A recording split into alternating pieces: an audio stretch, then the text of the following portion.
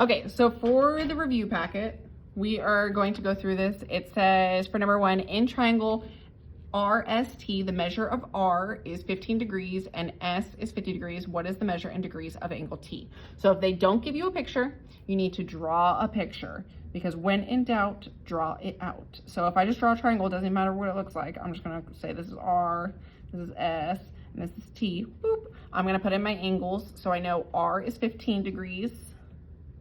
I know S is 50. I need to find T. So I know a triangle adds to make 180. So I'm gonna add these up to make 180. So 50 plus 15, I'm gonna call it X equals 180. If I combine like terms, 50 and 15 makes 65. And then to solve this one-step equation, I'm gonna minus 65 to both sides. So subtract 65, subtract 65.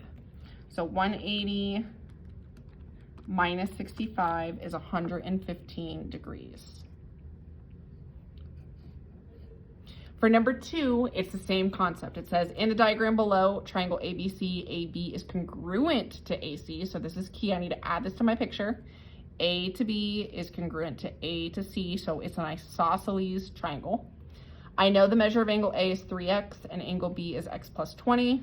So I'm gonna move what I can, because it's isosceles, base angles are congruent. So if I know that this is x plus 20, I also know that this is x plus 20, because base angles of an isosceles triangle are congruent to each other.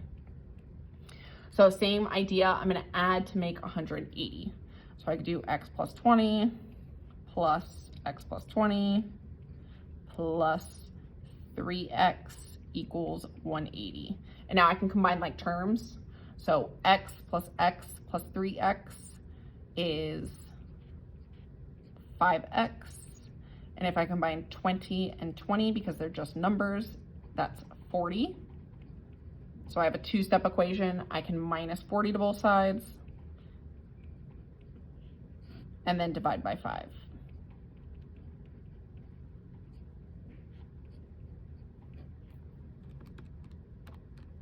So 28. For number 3, it's parallel lines cut by a transversal. So a couple things with parallel lines cut by transversal. If you have x's and y's in the same problem, disregard the different variable, look at just your x's. So in this case, this is an acute angle, it's small, and this is an obtuse angle. So these are called consecutive exterior angles, meaning same side exterior angles. They are not congruent, they are different widths, so these are not the same. What that means though is that they are supplementary. Supplementary means that they add to make 180. So I could do 3x plus 20 plus 5x plus 40 equals 180. If I combine like terms, 3x and 5x makes 8x, 20 and 40 make 60, and it reduces down to a two-step equation, so I can minus 60 to both sides, and then divide by 8. So x equals 120 divided by 8, 15. It does want to know what's the value of y. So although this is not technically the answer, I can use this to help me find the next variable. So if I plug this in, I'm doing 3 times 15 plus 20. So 3 times 15 plus 20 is 65 degrees. So if this angle is 65 degrees, I need to find this angle next to it. These are a linear pair. So this angle and this angle, they are a linear pair, meaning that they share the common ray. They add to make 180 in total. So I could take 180 and minus 65 from it, and that gives me 115 degrees. So that's the actual answer. So this answer is C. For number 4, number 4 says, using the figure below, what is the measure of angle BAC? A common misconception is that a lot of people think they need to add angle B to A to C, and they're like, it's a triangle, so it's 180. You're really just finding this middle letter, which is angle A. So BAC, I actually need to know what this is right here. A lot of people think that the answer is 53 because they're like, that's 53, that's 53. I don't know that this is an isosceles triangle, so I cannot do that. They gave me the 115 for a reason. I have to use it. So if I think about this, this is a linear pair. Right here, I have 115 right here. Next to it is a straight line, so they have to add to make 180. So I can find this angle. If I take 180 and I minus 115, that gives me 65. So if I know this is 65 and this is 53, I can add to make 180 to make a triangle. So I'm gonna do 53 plus 65 plus, I'll just call it X, this could be my X, equals 180. So if I combine like terms, 65 plus 53 is 118. And then I can minus 118 to both sides.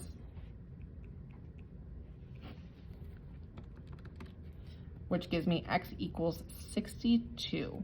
So this angle right here is actually 62 degrees. So the answer is C. A lot of people are gonna put 53 for that because they think it automatically matches. If they give you an extra number, you're probably, chances are, going to have to use it. It's like a 1% chance they're gonna give you something to throw you off.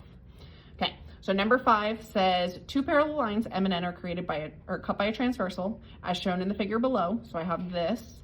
If the measure of angle 2 is 2x plus 7, I'm gonna put that on my picture. And the measure of angle 7 is 3x minus 13. What is the measure of angle 7? So once I find x, I have to plug it back in.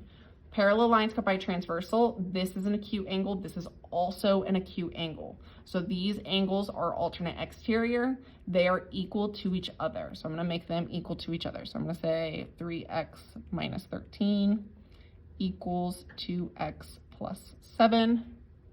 I can add 13 to both sides. So I have 3x equals 2x plus 20. And then I gotta get rid of my 2x, so I'm gonna move it to the other side by using subtraction because it's positive. So I have x equals 20. Now that is one of the answers. They're gonna try to trick you. It says, what is the measure of angle 7? So I have to take my x and I have to plug it back in. So I'm actually doing 3 times 20 minus 13. 3 times 20 minus 13, because I have to substitute it back in. 3 times 20 is 60. 60 minus 13 is 47. So the actual answer is C, which is 47.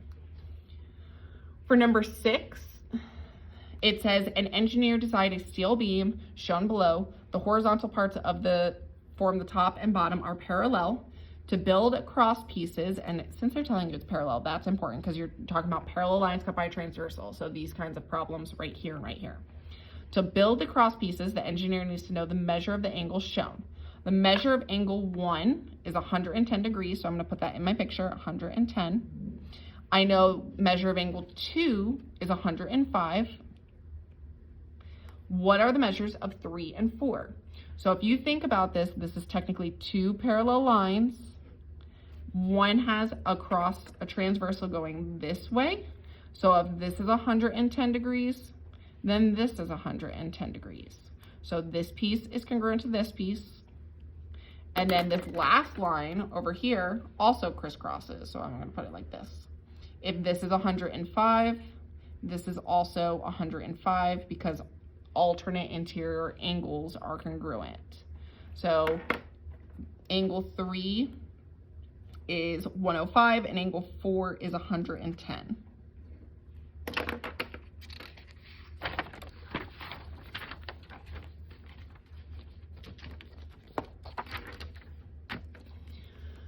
For number 7, it says Darcy used a coordinate grid shown below to sketch the locations of some important buildings in the town.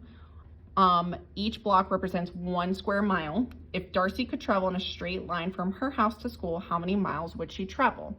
So from Darcy's house to school, you're trying to find that length of that line. There's 2 things that you could use here. You could use the distance formula, or you could make a right triangle out of this and use the Pythagorean theorem. I'm going to show you both. So for the distance formula is on your reference sheet. Distance formula. It's on your reference sheet. Where's my blue sheet? The distance formula is right here, so you don't have to remember it. It's right here. So I'm going to copy my formula.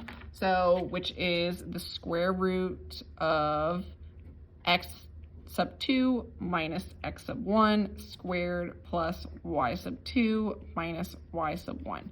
Now, if I write out my coordinate points, the school's coordinate point is 3, 4. Darcy's house is 5, -2. It doesn't matter which one's the first coordinate and which one's the second. I could just label them. This could be x1, this could be x2. This could be y1, this could be y2. So all the ones go together, all the twos go together. So I could just plug it in. X2 is 5. X1 is 3. Y2 is -2. And I'm minusing y1, which is 4. And then I'm simplifying. 5 minus 3 is 2. -2 minus 4 is -6. But I do have to square them. 2 squared is 4. -6 to the power of 2 is 36 because it's -6 times -6. If I add them together, I get the square root of 40. And if I take the square root of 40 in your calculator, it's around 6.3 miles. Another way you could do this, which I think is the easier way, is making a right triangle out of this and using the Pythagorean theorem. So if you think about it, if I form a right triangle, so I'll do it down here because it's going to take a lot less space.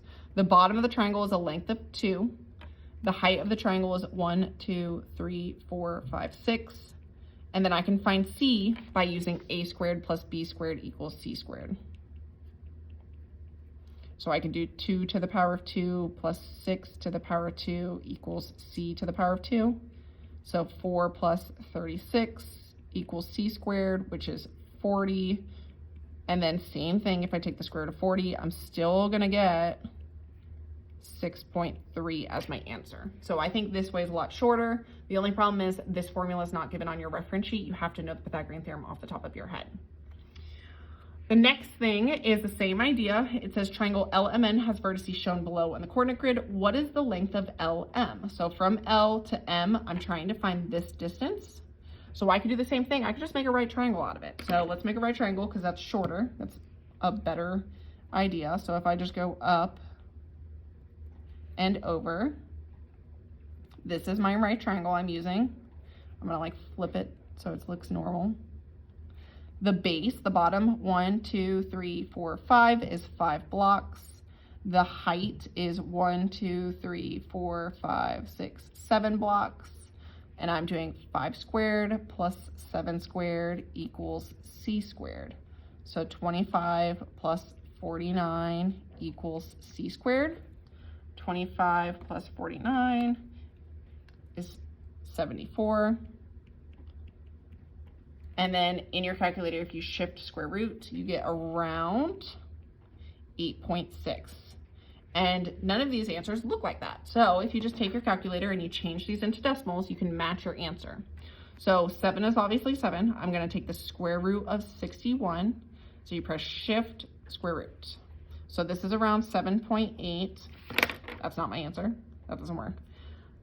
6 and square root of 2. I'm going to do the square root of 2 times 6. So in the calculator, if I do 2, shift square root, I'm multiplying by 6. So that gives me about 8.5. And then the last one is the square root of 74. If I take the square root of 74, shift square root, that gives me 8.6. So the answer is D, because you took the square root of 74. Number 9 says that the perimeter of a square below is shown as 36. what is the length of the diagonal? So if I know the perimeter is 36 and I know it's a square, that means all the sides have to be equal. So if I take 36 and I divide by 4 sides, that means every single side on this square has to be a length of 9. I need to find the diagonal of it using the Pythagorean theorem.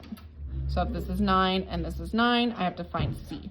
So I'm doing 9 squared plus 9 squared equals C squared, which is 81 plus 81 equals C squared. 81 is 162. So if I square root 162, that gives me around 12.7. So same thing, I'm gonna have to look at these. It's definitely not 6, it's definitely not 9. I have to convert these. So in a calculator, this is the square root of 2 times 6, which is around 8.5. This is the square root of 2 times 9, which is 12.7. So this one is my actual answer.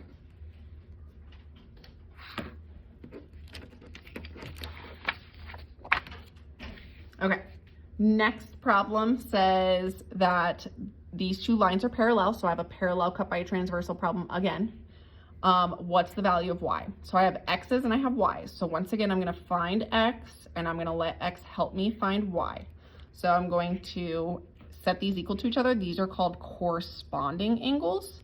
These pieces are equal to each other. They're both acute angles, so I can set them equal to each other because they're both equal to each other. I put a plus sign, it's a minus sign, minus 10. So since it's a minus sign, I accidentally made a typo. But I'm gonna add 10 to get rid of the negative. So I have 2x plus 15 equals 3x. Now I have to minus 2x to both sides. So I have 15 equals x, so that's nice because I don't have to divide. If I let this plug back in, I'm gonna plug it back into either one of these. They're gonna give me equal angles because they're both congruent. 2 times 15 plus 5 is 35. So this angle right here is actually 35 degrees. So if this is 35, I know the next door neighbor angle right next to it has to make 180. So I'm gonna take 180 and I'm gonna minus 35 because they're not equal to each other, they're supplementary. So y is actually equal to 145 degrees. Number 11 says in the figure below, triangle FGH is congruent to triangle IKJ, which means that they're completely equal to each other. I need to find the measure of angle IJK. So I'm looking for IJK. I'm gonna put an X here because that's what I'm looking for. There's no X in my problem, so I can actually add the X here. There's an X over here, so I can't just add an X to this problem. Okay, so the good thing is they tell me it's congruent, so the equal parts go together. So the first letter is F, so F matches with I. So if this is 50, I can also put 50 over here because they match. The next letter is G. G matches with K. So G is 30, so K is 30. And then the last letter is H. H matches with J. These are what I'm trying to find. So I can put a little X over here if you want. A whole triangle adds to make 180 degrees. So if I know that this is 30 and I know the other angle is 50, I don't know X, so I'm gonna add to make 180 in total. So 30 plus 50 is 80, and then I'm subtracting 80 to both sides. So X equals 100 degrees. 12 says in triangle ABC, PQ is parallel to BC. What is the length of PB in centimeters? I don't have an X at all in my equation, so I can add it. I need to find the length of PB, so I can put an X here. So what this is it's two triangles combined into one picture. So I have a small little baby triangle, which is 5 and 6. And then I have a bigger triangle, which is 6 and 24, which makes a total of 30. Because it's a whole distance. The other distance is 5 and x combined. So 5 plus x. So what this is big triangle over small triangle. We're gonna write a proportion. So I'm gonna do big over small equals big over small. So my big triangle, something on my big triangle is 30 over small triangle is 6. Big triangle is 5 plus x over small triangle, which is 5. And then I can cross multiply. So if I cross multiply, I'm doing 30 times 5 equals 6 times 5 plus x. So 30 times 5 is 150. 6 times 5 is 30. 6 times x is 6x. I can minus 30 to both sides. That makes 120 equals 6x. So x equals 20. So if I plug that back in, this is 20, and I need to find PB. PB is just this piece here. So the answer is 20. I can do the same thing for the next problem. The next problem says that it is for XYZ, QR is parallel to XZ. So QR is parallel to XZ. What is the length of RY? RY, there's already X there. So same thing, I have small triangle, which is X and 6. And I have the same kind of like big triangle. 6 and 14 combined for the big triangle is 20. X plus 7 is going to represent the other side, X plus 7. So I can do big triangle over small triangle. So X plus 7 over X equals big triangle over small triangle, 20 over 6. And then I can cross multiply. So I'm doing 6 times X plus 7 equals 20 times X, which is 20X. If I distribute, 6 times X is 6X, 6 times 7 is 42. And then I minus 6X to both sides. So I have 42 equals 14X. 42 divided by 14 is 3. So X equals 3. So 3 is right here, and I need to find RY. So that's just that piece anyways. I don't have to add anything to it. The last two problems for this video specifically is in the diagram below, a right triangle ABC has an altitude of AC and is drawn to hypotenuse AB. If AD is 3 and BD is 12, what is the altitude of CD? CD just means the height. So this is where I'm putting my X. So CD is right here. So this problem trips up people a lot. There's actually 3 triangles in this picture. So I have a small triangle. I'll draw it down here. I have a little baby one. The base of it is 3, because this is the right angle. The height is X. I have a medium triangle. This is my right angle. But the only thing is it's been turned. So if I look, this is my medium-sized triangle. So this is a 12. That represents the height. The base is X. So my base is X. My height is 12. And then I also have a huge triangle, the whole thing. I still have my right angle in the same location of the rest. So if I turn it, this whole image represents the big triangle, the whole thing. The only number I have on the exterior of this big triangle, I have no height, I have no base, I have a hypotenuse of 15. So when I have this 3 triangle problem, I have to determine what to have the same measurements. I can't use this triangle because there's nothing here and here. I only have one side, so I can't use the big triangle. I can only use the small triangle and the medium triangle to solve this problem because I have 2 pieces, and they're in the same spots, same locations on each other.